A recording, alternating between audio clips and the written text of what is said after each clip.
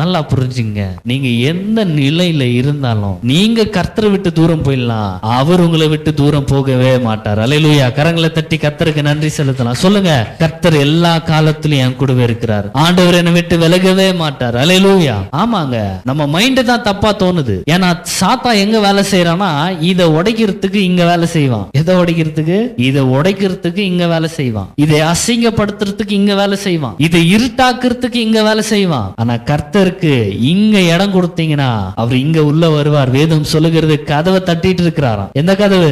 இருதயத்தின் கதவை தட்டிட்டு இருக்கிறாராம். எங்க கேக்குது? இங்க கேக்குது. இங்க கேட்டு திறந்தீங்கன்னா, எதை? இருதயத்தை திறந்தீங்கன்னா இருட்ட நீக்கிறார், வெளிச்சத்தை கொண்டு வரார், கவலையை நீக்கிறார், உடைஞ்சிருக்கிறத கட்டுறார். சிலர் சொல்லுவாங்க, உடைஞ்சிச்சுன்னா, கண்ணாடி உடைஞ்சிச்சுன்னா ஒட்ட வைக்க முடியாதுன்னு. கர்த்தரால எல்லாமே கூடன்னு பைபிள் சொல்லுது. கண்ணாடியை நான் எல்லாத்தையும் ஒட்ட வச்சிடுவார். அல்லேலூயா. அவங்க வாழ்க்கை செழிப்பாக்கிடுவார், இருதயத்தை